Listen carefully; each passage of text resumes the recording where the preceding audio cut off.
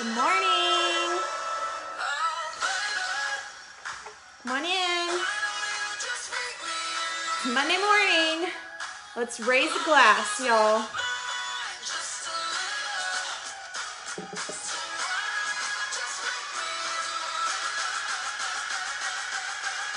Come on in, everybody. What it do, all my crew? We're raising a glass to Monday. Raising a glass to Monday. Are y'all ready? We're talking about the middle today, guys. Talking about the middle. Go ahead and share. Come on in. What's up, Ben? What's up, Lisa? Michelle, what's up? What's up, Tabitha? We're talking about the middle today, guys. It's all about getting stuck or staying. Share this right now. Share it.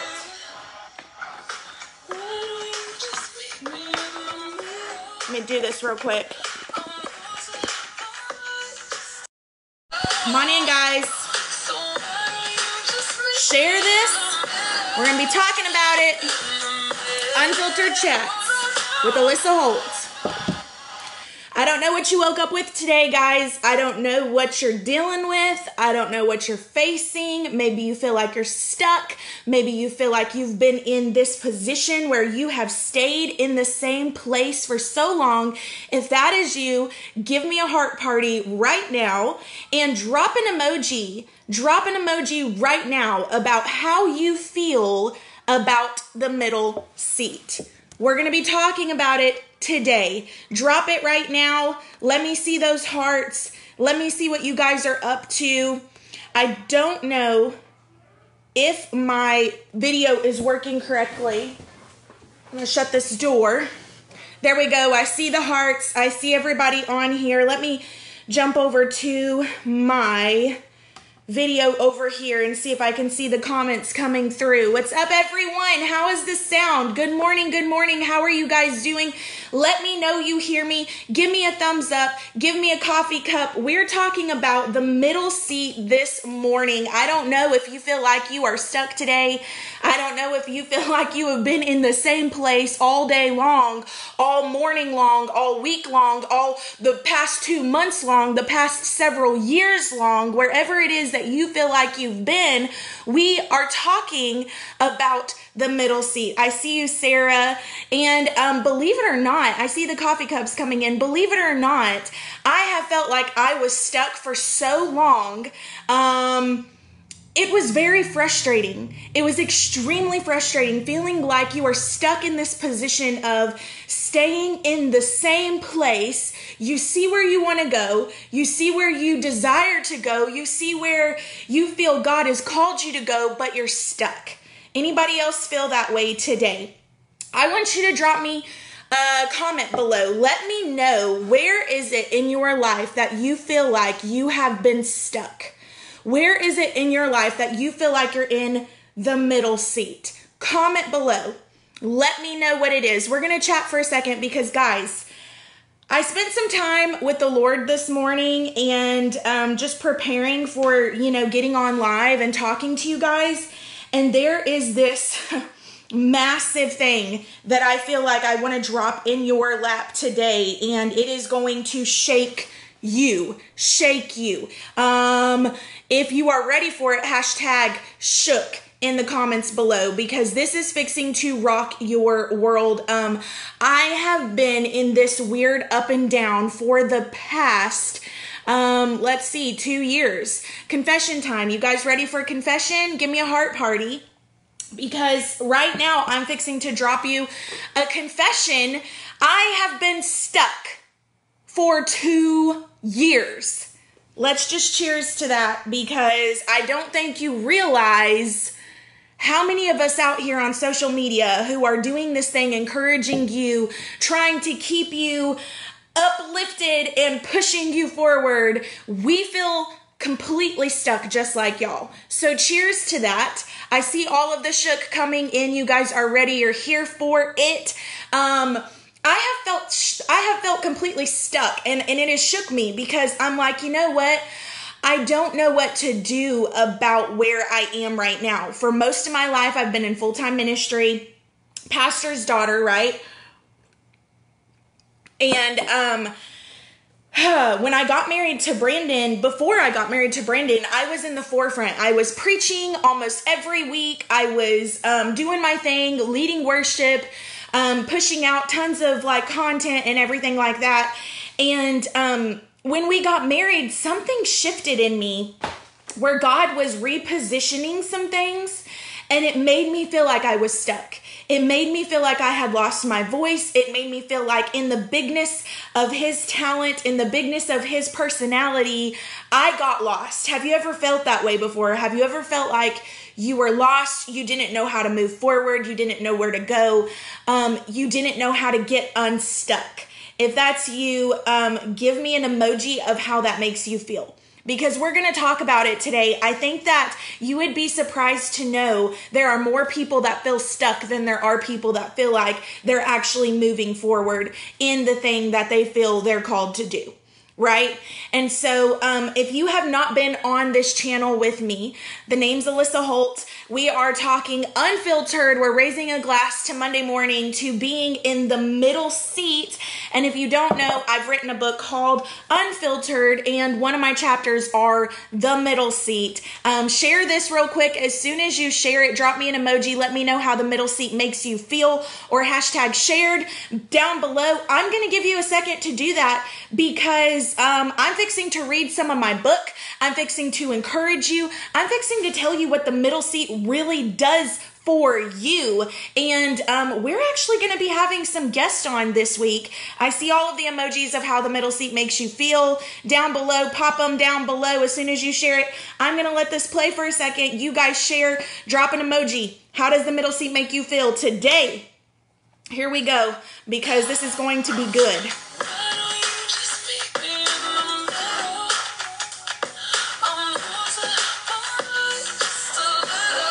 It's a new season, new day. I like that song. We're going to read a little bit this morning. Okay, guys, I hope you're ready, because today's going to challenge you. It is going to challenge you massively. It challenged me this morning massively. I pumped out a couple text messages this morning to several people in my life, connections in my life. We're going to get some guests on here. Facebook has now installed the bring a friend on. So I am going to bring some guests on this week, and we're going to talk about the middle seat. We're going to talk about what that looks like. What does it look like to wait for the promise, even when your life doesn't look promising? What does it look like to trust God even when he doesn't seem reliable? What does it look like to leap off the edge of something in faith when God has asked you to do that and nothing looks like it's working out in your favor? What does it look like to trust that God's promises are true when you feel stuck? Anybody else been there? Because that has been me for almost 2 years. I felt all of these things in my heart, all of these things in my life, and really over most of my life. And I think all of us have felt that way. Drop down in the comments below something that you have been holding on to for a very long time. Maybe God's told you specifically in a personal time with him something that he wanted to do in your life and it hasn't happened yet. Maybe somebody has came to you, a spiritual leader. Maybe somebody's came to you, a pastor and a mentor, and they've spoken a word into your life saying that this is what God says. It resonated in your spirit. It felt something, it like pricked something in your heart. You knew it was from God, but it hasn't happened yet. Drop down below something that maybe you're waiting for. Maybe it's God told you he was going to give you a vehicle. Maybe God told you that you are going to have land to do, to build a ministry that you felt in your heart you were to build. Maybe God has told you that you're going to have a child and you're still waiting for a kid. Maybe God has promised you that, you know, you're going to find a spouse and there is nobody in sight. Maybe God has promised you, like Megan said, ministry, and she's still waiting to even enter into her own personal ministry. Waiting on my husband, Katie said. There are lots of things that you can wait for, And if you're not careful, it can get really discouraging. Now, if you have not shared this, share it, because guys, I'm not kidding. Like, this is fixing to be fire. There are some things that God revealed to me just this morning that I am fixing to speak into your life that is literally going to blow your mind. Everything about the middle that we hate can actually be the thing that we celebrate. Do you hear that? Everything about the middle that we hate can actually be the thing that we celebrate. And if you're stuck right now, or you know somebody that has been stuck or is stuck in this very moment, share this, because it is fixing to be a massive topic. Brandon, that's funny. Waiting for a lot. Where do I start? That is the question of the day. And we're going to talk about this all week, Wednesday and Friday. I'm bringing on some guests, and we're going to talk about it from different positions. Like, what happens when you start out doing something you love, and you're doing it with all of your heart, and you know it's where God has called you to be and what he has called you to do, but then you feel a shift. And that shift has caused this weird uneasiness with what it is you are doing right now, even though what you're doing right now was where God had you start, and it was fulfilling, and it was satisfying, and it was the thing that he had called you for at that moment. What do you do when that season shifts and you start feeling this change coming, and you're in the middle seat and you don't know how to get from A to B and from B to C? What do you do in those moments? I want to read to you real quick from my book, Unfiltered. I have a whole chapter called The Middle Seat, but we're fixing to dive into this morning. When I was spending time with the Lord, I kind of got mad at him, honestly. This is real, just unfiltered. I kind of got mad with him that he didn't reveal the things I'm fixing to share with you right now in real time to me while I was writing the book, because I wished I would have put it in the book. But just a little spoiler alert, I have already started on the second book. Guys, quarantine has really started a lot of projects, a lot of things that we're creating. We're launching a lot of cool stuff in June, so stay connected to us. We've been pumping out content. We've been in the production room. We've been in the, just constantly recording, creating, and the second book is already underway, so just be watching out for that. But I want to share a little bit with you about the middle seat. Let me just talk about this real quick. Let me find a place. Who has read The Middle Seat? Give me a heart party. Let us know down below if you have read the chapter Middle Seat. And I want to find out where I want to start. I want to find out where I want to start. I want to find out where I want to start. There's so many places here that I can start, but let me just go ahead and, okay, I'm just going to start from the beginning. Is that cool with y'all? I might skip over some stuff. Share this if you haven't. Here we go. The middle seat. If you've never been on an airplane before, let me go ahead and let you in on a little secret. Your seat matters. Without fail, the first question I ask my bae every time we head to the airport is, what seat do I have on the flight? Please tell me it's not the middle seat. Talking about the middle seat today, guys. It pains me to say this, but it's your girl who ends up inheriting this dreaded seat most of the time. And if you've ever been on a plane or the victim of the middle seat somewhere, then you know exactly what I'm talking about and why this is the seat that must be filled even though nobody wants it. This special seat leaves you squished in between two strangers and feeling like it's your responsibility to become as small as you possibly can so you won't invade their personal space, the people beside you. When you're assigned the middle seat, you're left to secretly intercede for the well-being of your nostrils. Please, God, don't let me get stuck in between two people with horrible body odor, unforgivable bad breath, or gassy stomachs, because secretly rubbing travel-size perfume on your wrist and smelling it the whole flight is not fun. Ask me how I know.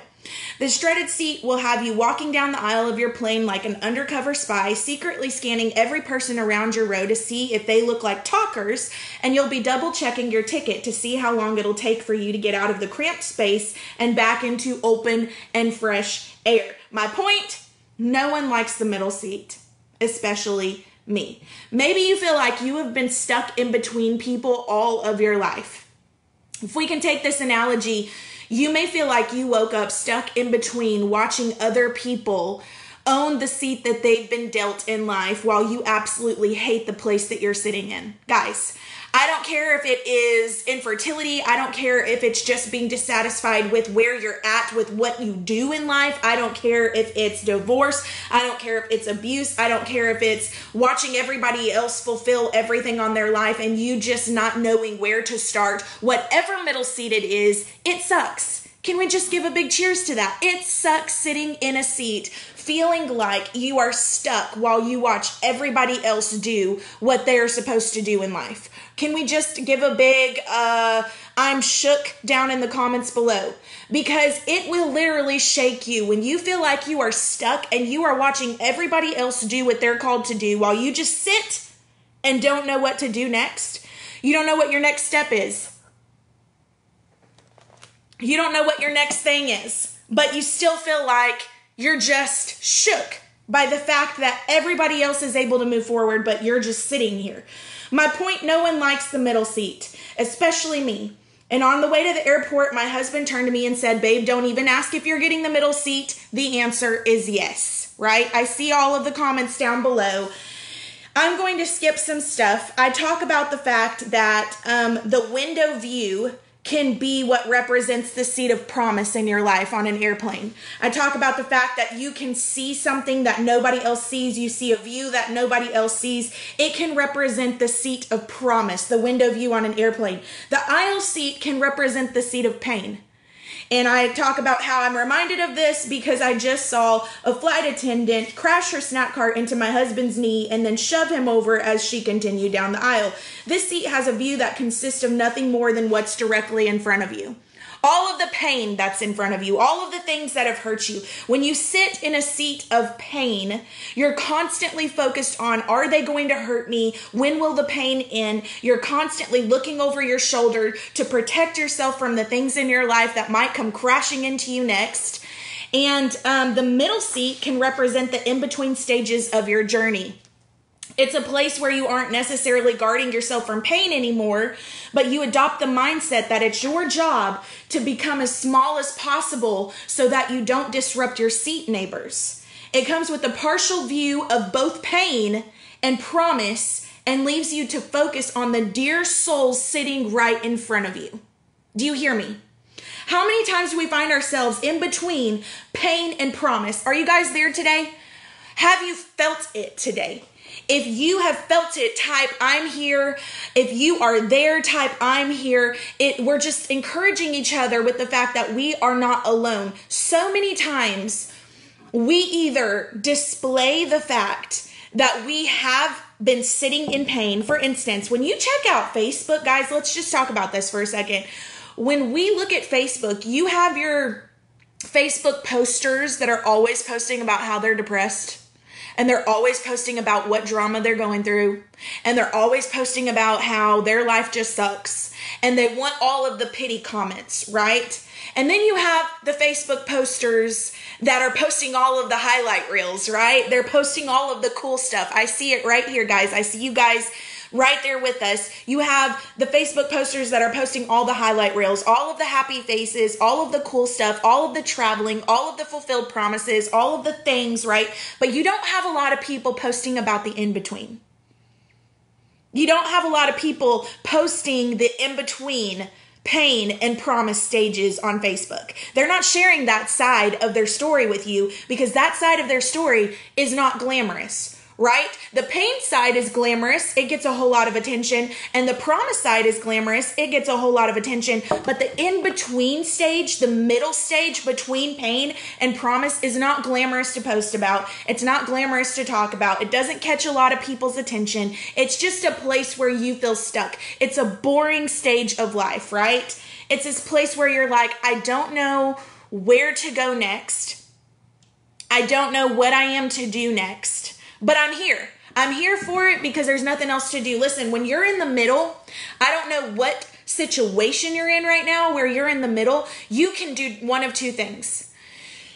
You can stay where you are by focusing on everything that's behind you, or you can move forward, right? Your dirt does not have to keep you where you are it can be the decision maker in moving forward, right? It can define you and keep you stuck, or it can make you determine in your mind, I'm going to stay with God. Whatever that looks like, whatever that sounds like, whatever that feels like, I'm going to stay with God, and He is going to move forward. Listen, God is not a God that stays in one place. He's one that's constantly moving. He's constantly looking for the next thing. And if you're not with Him, you'll find yourself in this place of being stuck, right? I talk about in this thing, how many times do we find ourselves in between pain and promise? How have you been there? Are you there right now? Sorry. I've come to recognize that my focus in that position zeroes in on three things. Your focus when you are stuck, do you hear me, will zero in on three things. The first thing is the pain I don't want to feel anymore. You're going to think and focus on the pain you don't want to feel anymore. The second thing is the promise that you can't seem to grab a hold of.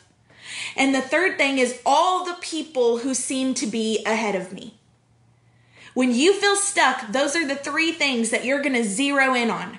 And I want to talk about that today because this is a big thing that if you don't recognize where you are, how you're confronting this position that you're in, and how you're addressing it, you will not be able to progress towards destiny. And listen, we talked about the fact that, and I'm going to say it again, God isn't looking for perfection. Guys, I lived my life for most of my life trying to be perfect. And it destroyed me. It made me feel like I wasn't enough. It made me feel like I wasn't worthy. It made me feel like I didn't want to try. It made me feel like I'm just done, right? Like I'd rather go live my life doing what I want to do than be feeling like I am always failing. Until God showed me, and I realized that failing will cause freedom in your life. Failing causes freedom in your life, guys. Stop looking at your failures and wishing that they weren't there. Stop looking at your failures and wishing that you could have done better. Stop looking at your failures and wishing that you should have done something differently. Your failures causes freedom in your life. Why? How? That doesn't even make sense, Alissa, because one, it teaches you a lesson of what not to do and how to approach things differently. But two, it adds to your story to help others who are failing to get through the things they're going through, to be able to look at them and say, hey, I've been there, done that. You might not want to try it that way. Let's go a different route. Failing causes freedom in your life and the people around you, right? And so today's topic is the middle seat. And I want to present you with this thought today.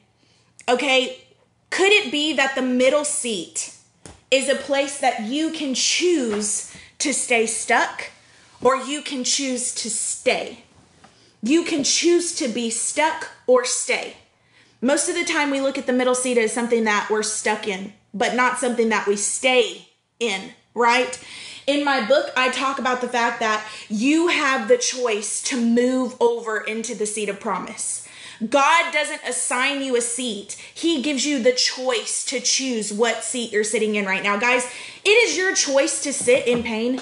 It is your choice to sit in the middle. It is your choice to move towards promise. It is your choice to allow your thoughts to dictate what it is that you're going to do next. It's your choice to allow the tragedy in your life to determine your destiny. It's your choice to allow the dirt in your life to keep you where you are. And it's your choice to make a decision to move forward. It's your choice to say, you know what? I'm sick and tired of sitting in the bondage of pain and the brokenness of pain and the tragedy of yesterday, and I'm wasting all of my todays, and I'm wishing that I could get to my tomorrows, but I feel like I can't get to my tomorrow because I'm constantly thinking about my yesterday, and it's keeping me stuck in my now. Do you hear me? Wishing all of your yesterdays away isn't going to get you anywhere for your tomorrow. Addressing where you are right now, in the middle seat we're talking about today, addressing the middle seat and realizing what the middle seat can do for you is what's going to help you move forward. Do you hear me today? I don't want to be long today. I want to read something to you because this morning I was shook.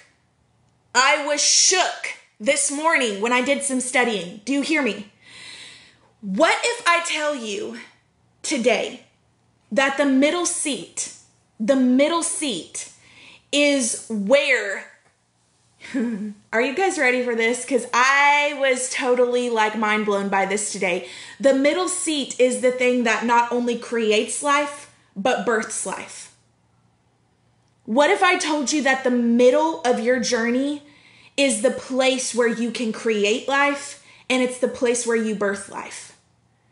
What if I told you that it's not the next step that brings forth the promise, it's the middle step that brings forth promise? When you look at your body, okay, this is what I think is really cool about God, and we're just talking unfiltered today. So don't get offended by this, and people might be like, oh my gosh, I cannot believe she's being, so descriptive. But, here we go. When you look at your body, the middle place of your body is your waist. The middle of your body is your waist, right? At that point in your body, two things happen. You are able to create life, and you are able to birth life in the middle. In the middle of your natural person, you are able to create life and birth life. And I was thinking about that this morning because I was talking to God about some stuff that I really feel stuck in. I really feel like I'm just in the middle. I really feel like I don't know how to move forward. I feel like I've got all this vision and all of these plans and all these things. But God began to speak to me today about the middle, and that's why I'm on here today to talk to you. He said, Alissa, think about your body. I am so precise and so detailed with the way I do things. What is the middle place of your body? I said, my waist. And he said, yeah, and that is the place where you can create life, and it is the place where you birth life. Guys, so many times we're despising the middle seat of our life, the place where we're waiting for the dream to be birthed. We're waiting for the thing to take its first breath. We're waiting for the promises in our life to come to pass and for us to lay hands on it and look at it and see it and touch it and feel it and share it with others and show them proof. Hey, look at this thing that God has created in my life. But we're upset that we're having to go through the tragedies to get there. We're upset that we're having to go through the divorce. We're having to go through the infertility. We're having to go through the weight of healing from the abuse. We're having to go through the church hurt to get there. We're having to go through the chaos, and we're wondering, when will we ever be able to show the thing that we feel we were created to do and share it with others? Guys, it is the middle seat where your dreams are created and your dreams are birthed. Do you hear me right now? You can take advantage of this time right now. Listen, that is why I have been saying for over a month now on here, quarantine was your best time to sit down and create life with your dreams. It was your best time to sit down and address some things in your life that you've been shoving under the rug for so long. Quarantine was your best time to take a pause on life, the busyness of life, the chaos of life, the schedules of life, the work and the kids' schedule and the everything you've got going on, to sit and address the stuff in your life and say, you know what? I am not okay, and I'm not okay with not being okay. I am not healed. I am not feeling good about this area. I am not walking in purpose. I am not walking in freedom. I don't feel loved. I don't feel joy. I don't feel peace. And guess what, guys? It is okay to feel all of those things. Guys, I've been there.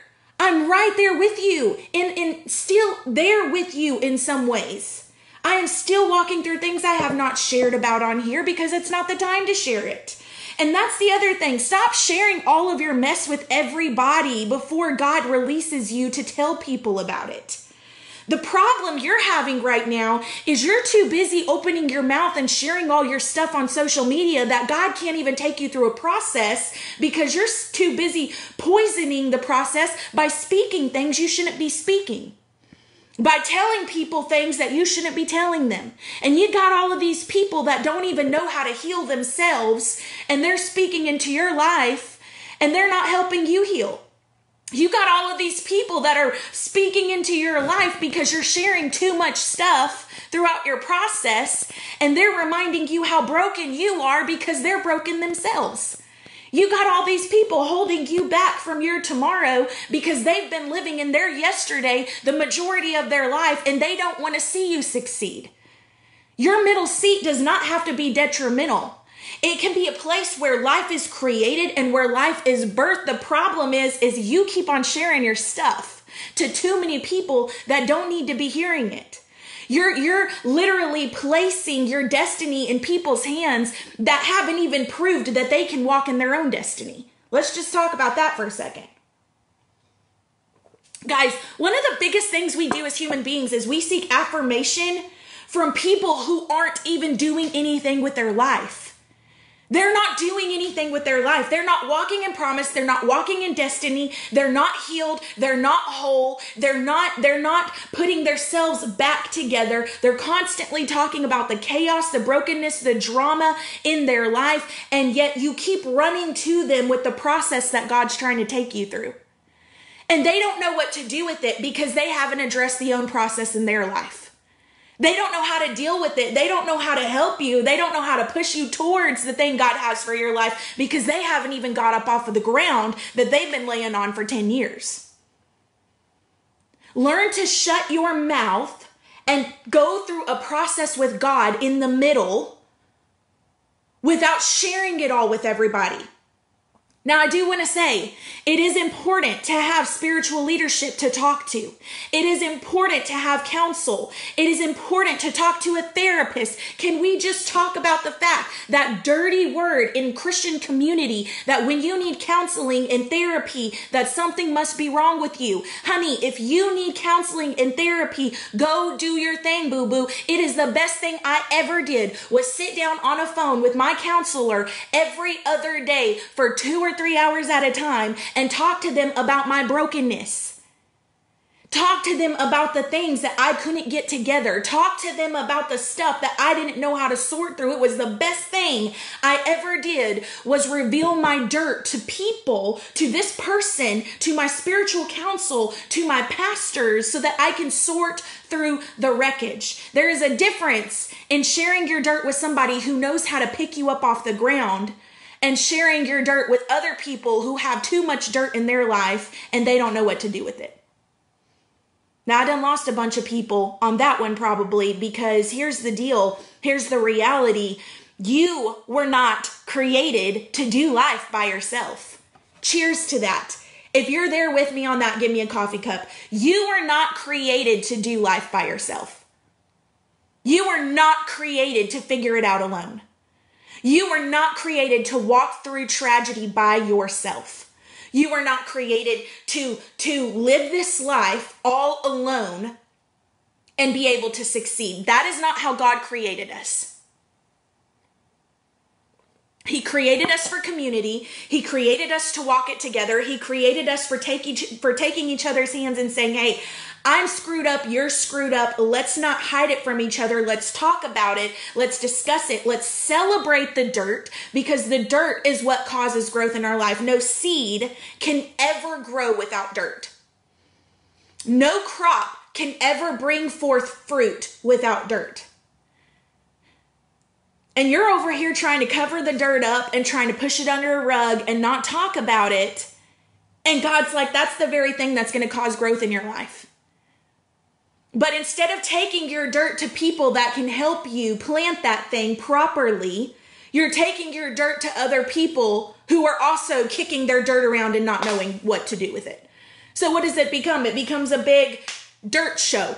It becomes a big old, let's sit down, let's have a glass of wine, let's talk about our mess, let's get up in our feels, let's just discuss all the drama and all the chaos and all the tragedy. And before you know it, you're over here totally messed up and screwed up in your mind because that person doesn't know what to do and you don't know what to do. But dirt can't grow without seeds, but you've got to be able to place that dirt in the right people's hands that are going to help you plant it properly. Do you hear me? The middle seat has a process of creation, and it's in the middle where life can be created and life can be birthed. Now, your decision and the thing that is going to be detrimental to you is realizing who needs to be in the middle with you and who you need to dismiss. Who do you need to dismiss right now because you're in the middle and they are not helping you? They're being more detrimental to you than helping you with your destiny. Who is it that you've been trusting with your dreams? Who is it that you've been trusting with your process? Who is it that you've been trusting with the things you feel you need to work on, and they're doing nothing but poisoning the middle for you? And maybe you need to take a look at it and say, you know what, for this moment in my life, I just need to give you a backseat. I need to dismiss you for a second because you're not helping me. You're hindering me. You're not helping me create. You're poisoning the creation process in my life. And guess what, guys? That can be family. That can be family. That can be people in your life at church that have been by you, but they haven't been helping you. They've been hindering you. They've been holding you back. Just because they're blood doesn't mean that they're for you and your next step towards purpose. Just because they go to church doesn't mean that they're for you and your next step in purpose. Just because they've been by you for a certain amount of years and seen you go through certain things doesn't mean they're for you right now in this place for your next seat and your next purpose. Learn to recognize who is going to be the people that help you in this season with your life and who you need to dismiss. And stop talking about the journey to people who are going to sabotage you and not help you create something. If they're not creating it for you and not helping you create it, and they're not helping you plant seeds in the dirt of your life, then it's time to say peace out, goodbye. You're not helping me. I'm moving on. You can sit in your dirt. You can sit in your wreckage. You can sit in your tragedy. You can sit in your brokenness. You can do what you got to do, boo-boo. But I'm moving forward. I'm tired of sitting in the middle seat, constantly being stuck. I'm choosing to stay with God. I don't have to be stuck where I am. I can stay with God. I can move forward from the pain. I can move forward from the brokenness. I can move forward from the tragedy. I can move forward from the unforgiveness. I can get my mind right. If you ain't going to get your mind right, you ain't for me. I'm moving forward without you. I got things to do. My yesterdays are already gone. My tomorrows are waiting for me. But what I can do right now is own my now. I can own my today. And you're not helping me own my today. You're hindering me from moving forward. So deuces, I'm moving on, praying for you, bless ya, blessing ya, but I'm blocking ya. I gotta go. It's the B&B friendship. I'm blessing ya and I'm blocking ya. That's what you gotta do. The B&B friendship. I'm blessing you and I'm blocking you. But too many times we're trying to drag people on with us that don't want to move. They don't want to move from their seat of pain. They like it there. They like it there. And maybe you need to recognize that about yourself too. Can I just get real unfiltered right now? Maybe you need to recognize the fact that maybe you haven't moved forward because you like the seat of pain. You like the attention. You like people telling you how sad and how much they love you and how much they are there for you. You like the attention that pain brings you. But can I tell you that sitting in pain is not going to bring you purpose? Sitting in pain is not going to bring you worth. It's not going to bring you value. You might feel like you find more value and worth from people when you discuss the pain and how much you hurt. But it's not going to bring you the purpose for your life. The middle seat can cause creation and it can cause you to birth creation. But how are you cultivating the middle? Who are you allowing to be attached to you in this moment? So this is what I want to do. I want you guys to, I'm fixing to sign off. I want you guys to share this because this is what I want to share with you right now. Are you ready for the middle seat? This is what I found this morning in my study time with God. Here we go. It's in the middle that these things happened. You're despising your middle right now. You're despising this moment of process with God. You're despising this moment of sorting through the wreckage. You're despising this moment of recognizing the dirt in your life. You're despising this moment of healing and this moment of creating. But this is what happens in the middle, straight from the Word of God. Are you ready for this? If you're ready for this, comment below, I'm ready. Give me a coffee cup, give me a heart party, because this is fixing to go hard, girl. This is fixing to go hard, son. Whoever it is on here that is watching this, this is fixing to go hard. Listen to this. In the middle, this is what happens. Genesis 3:3. It was in the middle of the garden where the tree of life was. in the middle of the garden is where Adam and Eve had to make a choice about where they would stay and what they would do. In the middle of the garden was their biggest decision maker. Were they going to eat from the tree of life and disobey, or were they going to obey? You're in the middle right now, and God's saying the decision you make right now is going to determine your tomorrow. I couldn't hear. Siri's trying to talk to me. It's in the middle that your decision's fixing to be very detrimental for your tomorrow. In Exodus 14:16, it was in the middle of the sea that Moses lifted his staff and the sea parted. In the middle of the sea. You feel like you're right there at the brink of something, at the brink of promise, and you've got your enemies coming behind you, but it was in the middle that he had to recognize, what am I going to do? Am I going to allow the enemy behind me to attack me, or the thing in front of me to keep me stuck right here in the middle? Or am I going to lift my staff and obey God and see this thing part before my eyes? The middle is significant for you. It's in Joshua 3:17 where the priest stood in the middle of the Jordan River with the Ark of the Covenant, the presence of God. The Ark of the Covenant is where the presence of God resided, and they stood in the middle of the Jordan River for the whole nation to cross over the river before they entered into the promised land. The priest had to stand in the middle with the Ark of the Covenant, with the presence of God, waiting for all the people to cross over before they could take that thing into promise themselves. Maybe you feel like you're standing here, you've got the presence of God, you're right in the middle, you're seeing everybody else cross over into promise, and you're waiting, you're watching, you're standing in the middle of this flood, you're holding on to promise, you're holding on to destiny, you've got the presence of God on it, and you're watching everybody else pass into promise, but you're not understanding why God won't let them go. Because you were significant in holding on to the presence of God so that they can feel what it was that you carried. And they stood there carrying it, and once everybody crossed over, they went over. It was in the middle. Ezekiel 42:5, it was in the middle of the valley of dry bones that Ezekiel had the Spirit of God settle on him and spoke and prophesied to the bones life into the bones, and saw those bones rise, and an army created. In the middle, maybe that's where you are right now. You're in the middle of something that looks like, man, this could be a great army. This could be something fantastic. This can be something that shakes the kingdom. But it's all dead. It's all dead. It's just all bones. Nothing's breathing. Nothing's living. But it was in the middle of the valley that Ezekiel had the Spirit of God rest on him, and he prophesied to the bones. Maybe you've got to stop looking at the dead stuff.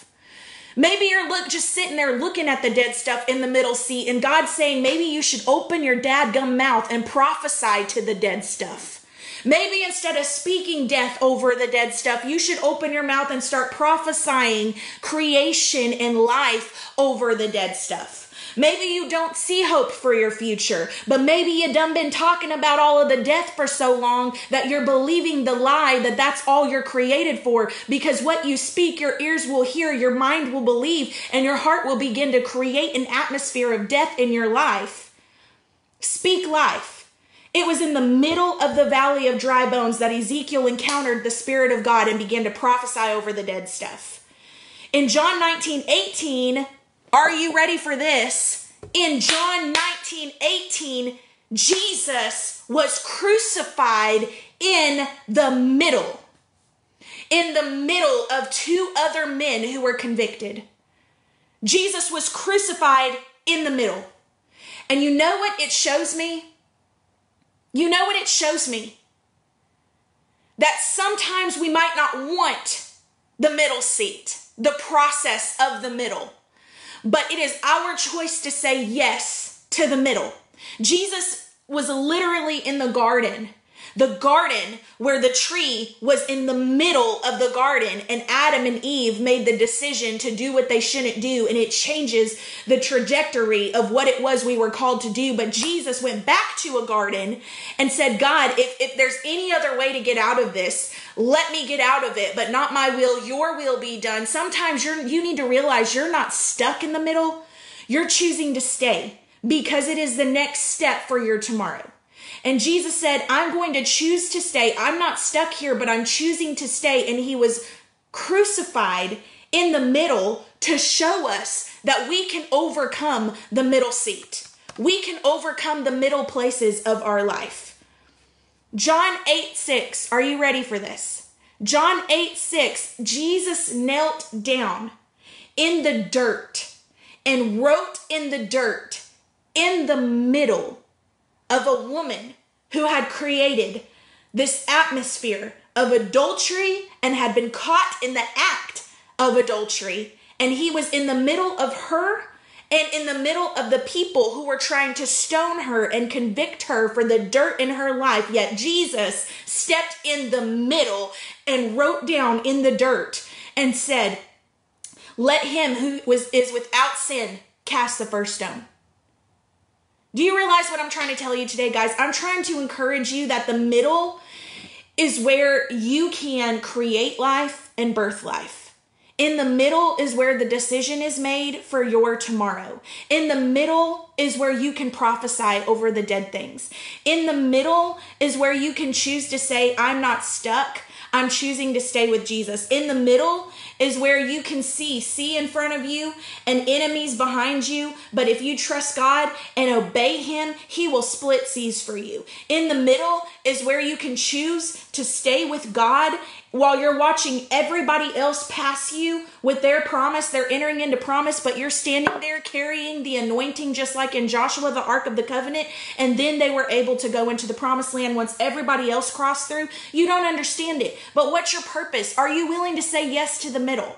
You may not understand why God has you where you are in the middle. But it's not your job to understand it. It's your job to obey. It's your job to live a life unfiltered. It's your job to embrace the dirt. It's your job to move forward. It's your job to make a decision that you are not a victim. It is your job to make a decision. You are not broken. You can build.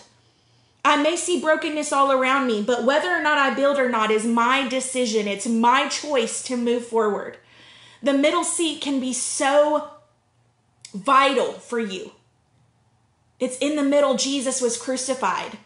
In the middle, he was crucified between two men who were convicted to show us that we can overcome the middle. We can overcome the middle of the life that we are waiting for, the middle of the promise we are waiting for, the middle of the thing we've been waiting for. We can overcome it because Jesus already came the middle. Do you hear me? Create today. Embrace your dirt. Do the thing that God has called you to do. Stop allowing the voices of others to tell you you are not worthy, you are dirty, you are broken, you are ugly, you are trash. Stop allowing the voices of others to speak into who you are. Stop sitting back on purpose because you're scared to move forward. Stop being afraid of the thing that God has called you to do because you've never done it before. Stop allowing the fear of the unknown to keep you from doing the thing that you know you are supposed to do. Listen, you'll never know how successful you can be. You'll never know what all you can do until you first step out and start to do it. Stop listening to the haters and start listening to your voice. If you don't believe in yourself, nobody's going to believe in you for you. Do you hear me? If you don't believe in yourself, no one's going to believe in you for you. Everybody can believe in you, but if you don't believe in yourself, you'll never do nothing in life. There are so many people in life that are so talented and gifted and beautiful, but they're not able to do anything with their life because they don't believe in themselves. Everybody else believes in their talent, but they don't believe in them. What are you doing with the middle? What are you doing right now while you wait for the next thing in your life? What are you doing right now while you wait for your spouse? Are you preparing yourself? You want a spouse so bad, but are you getting yourself together? Are you getting your mind right? Are you getting your life right? Are you getting your things in order? Because God can send you a spouse, but if you ain't ready for the spouse, honey, you won't be able to keep that spouse. You don't want a spouse when you're broken. That man or woman doesn't want you broken and messed up and still needing to deal with things. Deal with yourself now while you wait for your spouse to come. You're wanting a baby, but are you dealing with the things in your life that need to be in order before you have that child? I'm right there. Me and Brandon have been dealing with infertility. We talk about this very openly. We're coming up on our 2-year mark of trying for a baby. And while we wait, we are creating a life of legacy for our children to be able to grab a hold of after us. We're continuing on with our life. We're not just sitting stuck waiting for the thing. You're wanting ministry. What are you doing to prepare for ministry? What are you doing in the middle? Are you writing sermons? Can I tell you what I did? Can I tell you what I did while I waited for a platform, while I waited for God to launch me into ministry? I sat and I wrote sermons in my bedroom at 15, 16, 17 years old.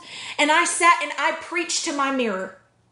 I stood up in front of my mirror and I would preach to my mirror like I was preaching to thousands. I would turn on my little karaoke machine. Listen to this. I had a karaoke machine. I talk about it in my book.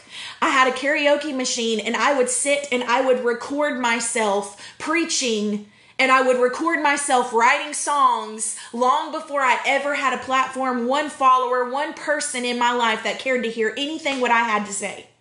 I stewarded the middle. What are you doing with the middle to prepare you for your tomorrow?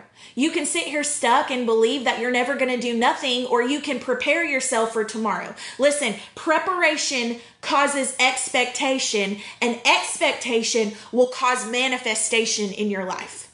If you prepare, you're preparing because you expect something to happen. And if you expect something to happen, you're going to create an environment for it to manifest in your life. What are you doing right now with the middle seat to get you to your tomorrow? We're going to continue talking about this the rest of this week. I'm going to have several people on Wednesday and Friday. We're going to talk about the middle seat. What does that look like? What does it look like in the middle of addiction?